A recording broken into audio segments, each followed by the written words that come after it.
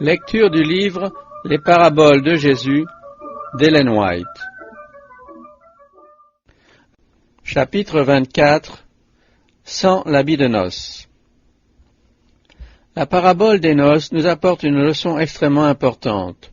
Le mariage représente l'union de la divinité avec l'humanité, tandis que l'habit de noces symbolise le caractère que doivent posséder tous ceux qui seront dignes de prendre part à cette fête. Dans cette parabole, comme dans celle du grand souper, sont figurées l'invitation évangélique, son rejet par le peuple juif et l'appel de la grâce adressé aux gentils. Ceux qui refusent l'invitation se rendent coupables d'une plus grande injure et seront passibles d'un châtiment plus redoutable dans la parabole des noces que dans celle du grand souper. L'invitation au festin est royale. Elle provient d'un personnage investi de l'autorité suprême. Elle confère un grand honneur, mais celui-ci est méconnu. On dédaigne le pouvoir du roi, tandis que le message du maître de maison est traité avec indifférence, celui du souverain est accueilli par l'insulte et le meurtre. Ses émissaires sont méprisés, outragés et mis à mort. Le maître de maison, voyant son invitation bafouée, déclare qu'aucun de ceux à qui elle a été adressée ne goûtera de son souper. Quant à ceux qui ont offensé le roi, ils sont frappés d'un jugement plus sévère que l'exclusion de sa présence. Il envoya ses troupes, fit périr ses meurtriers et brûla leur ville. Dans ces deux paraboles, des invités participent à un banquet, mais la seconde nous montre qu'une préparation est nécessaire pour assister au festin et que ceux qui la négligent n'y seront pas admis. Le roi entra pour voir ceux qui étaient à table, et il aperçut là un homme qui n'avait pas revêtu un habit de noces. Il lui dit, « Mon ami, comment es-tu entré ici sans avoir un habit de noces ?» Cet homme eut la bouche fermée. Alors le roi dit au serviteur, « Liez-lui les pieds et les mains et jetez-le dans les ténèbres du dehors, où il y aura des pleurs et des grincements de dents. » L'invitation aux noces a été adressée par les disciples du Christ. Notre Seigneur envoya d'abord les 12, puis les 70, pour annoncer la proximité du royaume de Dieu et engager les hommes à se repentir et à croire à l'Évangile. Mais on ne prit pas garde à ces exhortations. Ceux qui avaient été conviés aux noces ne vinrent pas.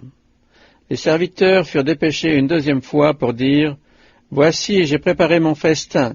Mes bœufs et mes bêtes grasses sont tués. Tout est prêt. Venez aux noces. » Ce fut le message porté aux Juifs après la crucifixion du Christ.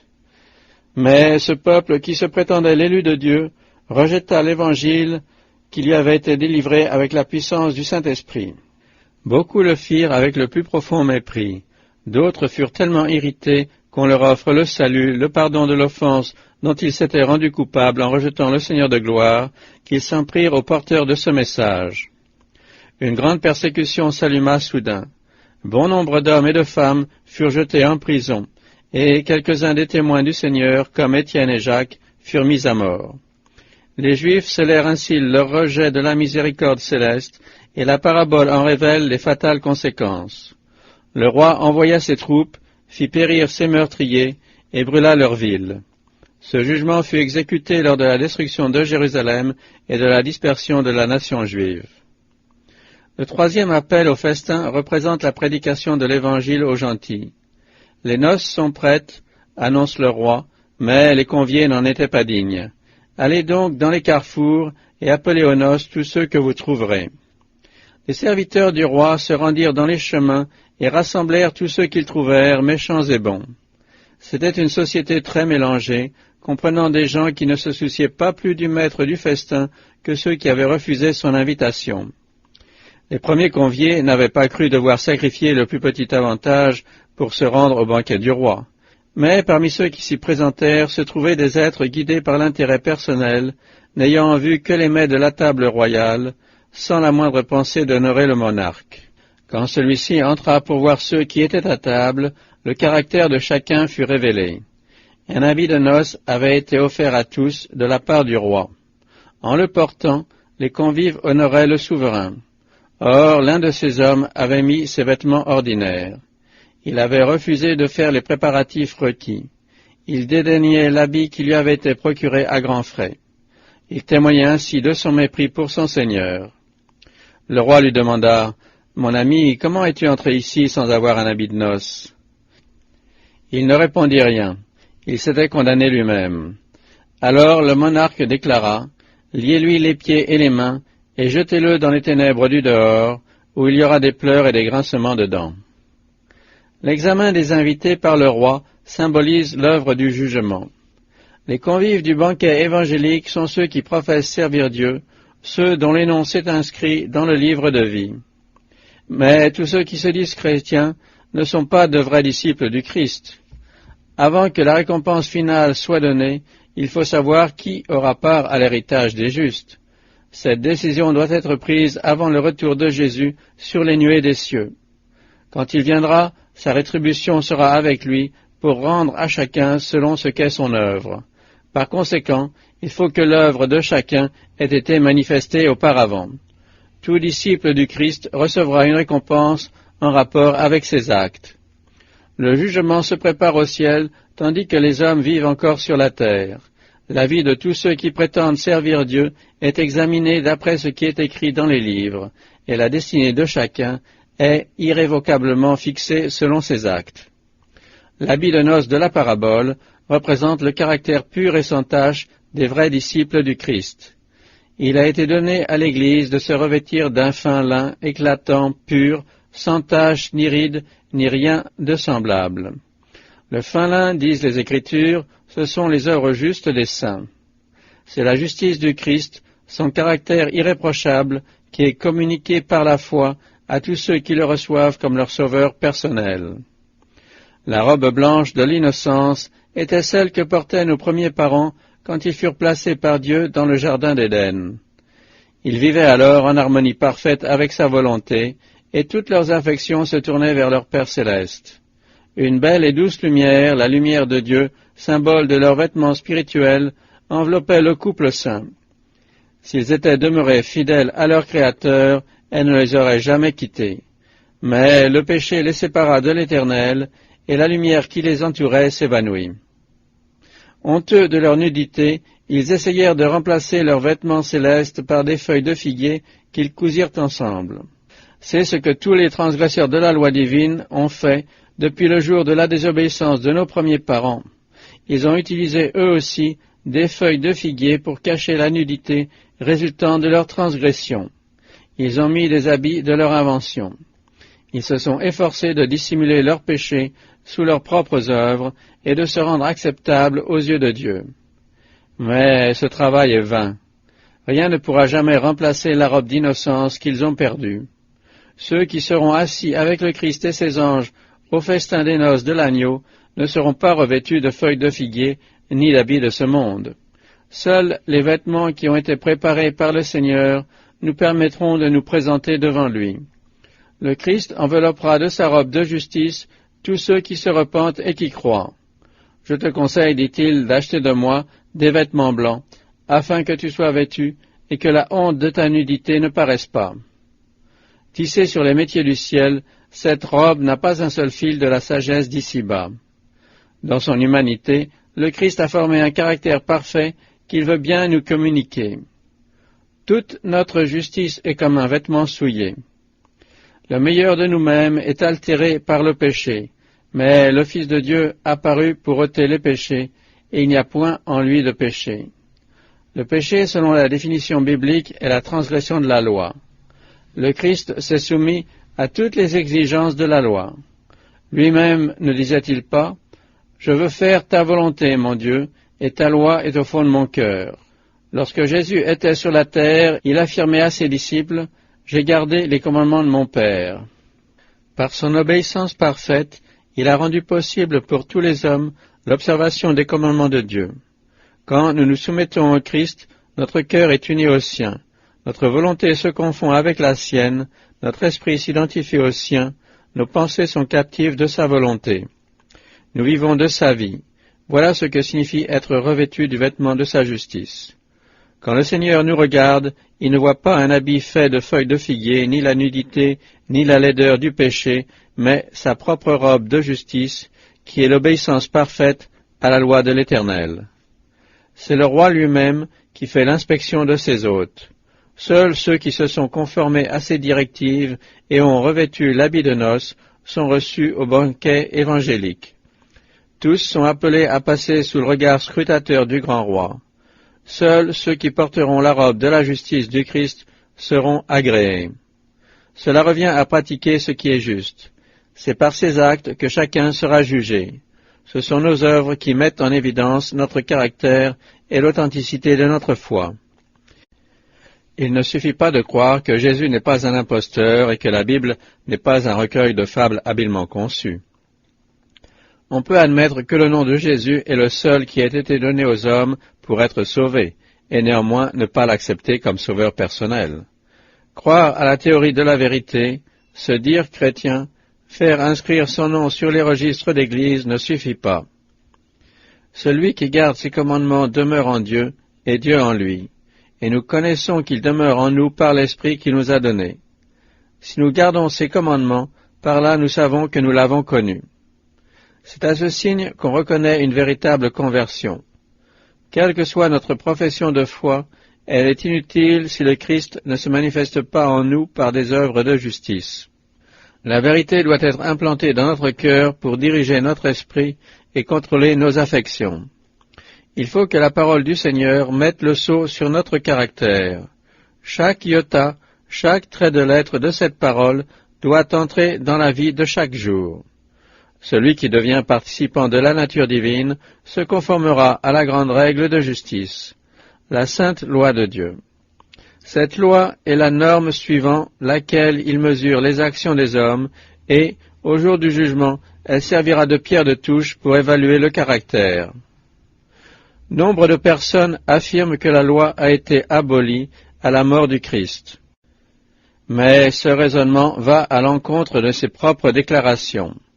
Ne croyez pas, dit-il, que je sois venu pour abolir la loi ou les prophètes? Tant que le ciel et la terre ne passeront point, il ne disparaîtra pas de la loi un seul iota ou un seul trait de lettre. Le Christ donna sa vie pour expier les transgressions dont nous nous étions rendus coupables. Si la loi avait pu être changée ou abrogée, Jésus n'aurait pas eu besoin de mourir. Au cours de sa vie terrestre, il respecta la loi de Dieu, et par sa mort, il la confirma. Il donna sa vie en sacrifice, non pour abolir le décalogue ou abaisser le niveau de l'idéal de sainteté, mais pour maintenir la justice et pour mettre en évidence l'immutabilité et la pérennité de la loi. Satan avait prétendu que l'homme était dans l'incapacité absolue de garder les commandements de Dieu. Cela est vrai si nous ne comptons que sur nos propres forces, mais en s'incarnant et en observant parfaitement cette loi, le Christ a prouvé que l'obéissance à tous les préceptes divins est possible grâce à l'union de l'humanité et de la divinité. À tous ceux qui l'ont reçu, à ceux qui croient en son nom, il a donné le pouvoir de devenir enfants de Dieu. Ce pouvoir n'est pas en l'homme, mais en Dieu. Quand une âme reçoit le Christ, elle reçoit la puissance de vivre sa vie. Notre Père exige de ses enfants la perfection. Sa loi est l'expression de son caractère et en même temps le modèle d'une autre. Cet idéal est présenté à chacun afin d'écarter de l'esprit humain tout malentendu sur la nature des sujets que le Seigneur recevra dans son royaume. La vie du Christ ici-bas fut une révélation parfaite de la loi divine. En conséquence, pour les chrétiens, former un caractère semblable au sien revient à observer les commandements de Dieu. Le Seigneur peut alors les admettre comme membres de la famille céleste. Revêtus des habits glorieux de la justice du Christ, ils auront leur place au festin du roi. Ils se joindront à la foule des rachetés qui auront blanchi leurs vêtements dans le sang de l'agneau. Celui qui est entré dans la salle de festin sans l'habit de noces représente la majorité de nos contemporains qui se disent chrétiens et se réclament des bénédictions et des privilèges de l'Évangile, mais n'éprouvent aucun besoin d'une transformation de caractère. Ils ne se sont jamais vraiment repentis de leurs péchés. Ils ne réalisent pas la nécessité d'un sauveur et ne mettent pas leur confiance en Jésus. Ils n'ont pas vaincu leur tendance au mal, héréditaire ou cultivée. Cependant, ils ont une bonne opinion d'eux-mêmes et se fient à leur mérite au lieu de se reposer sur le Seigneur. Auditeurs de la parole, ils viennent au banquet sans porter le vêtement de la justice du Christ. Beaucoup parmi ceux qui se disent chrétiens ne sont que des moralistes. Ils ont refusé le don qui seul pouvait faire d'eux de dignes représentants de Jésus ici-bas. L'œuvre du Saint-Esprit leur est totalement inconnue et ils ne suivent pas la parole de Dieu. Les principes du ciel distinguant ceux qui sont unis au Christ de ceux qui font corps avec le monde sont presque indiscernables dans leur vie. Leurs soi-disant disciples du Maître ne forment plus un peuple particulier séparé de tous les autres. La ligne de démarcation est floue. Ils se soumettent aux coutumes du siècle et vivent dans l'égoïsme. L'Église s'est jointe aux incroyants pour violer la loi de Dieu, alors que ceux-ci auraient dû se joindre à l'Église pour l'observer. Chaque jour, c'est l'Église qui se convertit au monde. Ces prétendus chrétiens s'attendent à être sauvés par la mort du Christ tout en refusant de le suivre dans sa vie de sacrifice. Ils exaltent la grandeur du salut gratuit et cherchent à se couvrir d'une justice apparente avec l'espoir de dissimuler leurs défauts de caractère. Mais la vanité de leurs efforts sera manifeste au jour du jugement. La justice du Christ ne voilera pas un seul péché que l'on a caressé dans son cœur. Un homme peut être considéré par le monde comme intègre tout en transgressant la loi de Dieu parce qu'on ne le voit commettre aucune mauvaise action. Mais le Seigneur juge aussi les pensées et les sentiments. Tout acte sera estimé d'après le mobile qu'il aura inspiré. Seul ce qui est conforme au principe de la loi pourra supporter l'épreuve du jugement. Dieu est amour et il l'a prouvé en donnant son propre Fils, afin que quiconque croit en lui ne périsse point, mais qu'il ait la vie. Il a donné le ciel tout entier pour nous assurer la force de repousser et de vaincre notre adversaire. Mais l'amour de Dieu ne l'amène pas à excuser le péché. Il ne l'excusa ni chez Satan, ni chez Adam, ni chez Caïn, et ne le fera pas davantage pour qui que ce soit d'autre. Il ne sera jamais le complice de nos transgressions et ne fermera pas les yeux sur nos défauts. Il s'attend à nous voir triompher en son nom. Ceux qui rejettent la justice du Christ repoussent le type de caractère qui ferait d'eux les fils et les filles de Dieu. Ils n'acceptent pas le seul élément qui puisse les mettre en mesure de participer au festin de noces. Dans la parabole, quand le roi demanda « Comment es-tu entré ici sans avoir un habit de noces ?» l'homme interpellé resta silencieux. Il en sera de même au grand jour du jugement. Maintenant encore, on peut excuser ses défauts, mais à cette heure-là, on ne cherchera plus à se justifier. En notre génération, les églises qui se réclament du Christ jouissent des privilèges les plus élevés. Le Seigneur nous a été révélé avec une clarté toujours plus vive. Nos avantages dépassent de beaucoup ceux qui étaient accordés au peuple de Dieu des siècles passés. Nous n'avons pas seulement les grandes vérités confiées à Israël, mais aussi l'évidence du salut merveilleux apporté par le Christ. Ce qui n'était que type et symbole pour les Juifs est une réalité pour nous. Ils possédaient l'Ancien Testament.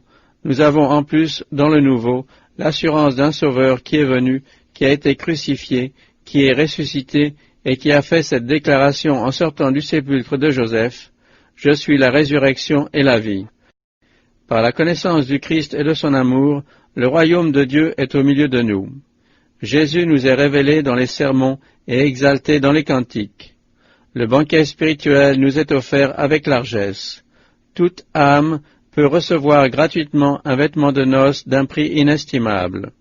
Les messagers de Dieu nous présentent la justice du Christ, la justification par la foi, les belles et riches promesses de l'Écriture, le libre accès au Père par le Fils, l'assistance du Saint-Esprit, la ferme assurance de la vie éternelle dans le royaume des cieux. Qu'aurait pu faire de plus pour nous celui qui a préparé le grand souper, le céleste banquet? Les anges de Dieu disent dans le ciel, « Nous nous sommes fidèlement acquittés de notre tâche. Nous avons repoussé l'armée des mauvais anges. Répandant la lumière dans les âmes, nous leur avons rappelé l'amour de Dieu manifesté en Jésus. Nous avons attiré leur attention sur la croix du Christ. Elles ont compris que leur transgression avait causé la mort du Fils de Dieu, et leur cœur en a été profondément touché. Elles ont vu les étapes menant d'une simple conviction à une conversion réelle. Non sans émotion, elles ont senti la puissance de l'Évangile et la douceur de l'amour de Dieu. La beauté du caractère du Christ leur est apparue clairement. Mais pour le plus grand nombre, tout cela s'est révélé vain. Les hommes n'ont pas voulu renoncer à leurs mauvaises habitudes, ni échanger leurs vêtements sales contre l'habit céleste. Ils sont devenus esclaves de l'avarice et ont aimé le monde plus que Dieu. Le jour des décisions finales sera solennel. Dans une vision prophétique, l'apôtre Jean le décrit en ces termes. « Je vis un grand trône blanc et celui qui était assis dessus. La terre et le ciel s'enfuirent devant sa face, et il ne fut plus trouvé de place pour eux. Et je vis les morts, les grands et les petits, qui se tenaient devant le trône. Des livres furent ouverts, et un autre livre fut ouvert, celui qui est le livre de vie. Et les morts furent jugés selon leurs œuvres, d'après ce qui était écrit dans ces livres. » Quelle tristesse se dégagera de cet examen rétrospectif à la lumière de l'éternité. La vie de chacun apparaîtra telle qu'elle aura été. Les plaisirs, les richesses et les honneurs du monde perdront alors de leur importance. Les hommes verront la valeur inestimable de la justice qu'ils ont méprisée. Ils se rendront compte qu'ils ont modelé leur caractère d'après les séductions de Satan et que les vêtements qu'ils ont adoptés étaient des gages de soumission au grand apostat. Ils discerneront alors les conséquences de leur choix et la gravité de leur désobéissance au commandement de Dieu. Un second temps de grâce ne sera pas accordé aux hommes. C'est dans cette vie qu'il faut revêtir la robe de justice du Christ. L'occasion actuelle est la seule que nous ayons pour former des caractères qui nous donneront accès à la demeure préparée par Jésus pour ceux qui gardent ses commandements. Le temps de grâce est sur le point de s'achever. La fin est proche. C'est à nous qu'est donné cet avertissement. Prenez garde à vous-mêmes, de crainte que vos cœurs ne s'apesantissent par les excès du manger et du boire, et par les soucis de la vie, et que ce jour ne vienne sur vous à l'improviste. Ne vous laissez pas surprendre, ne courez pas le risque de paraître au banquet royal sans l'habit de noces. Le Fils de l'homme viendra à l'heure où vous n'y penserez pas. Heureux celui qui veille et qui garde ses vêtements, afin qu'il ne marche pas nu et qu'on ne voit pas sa honte.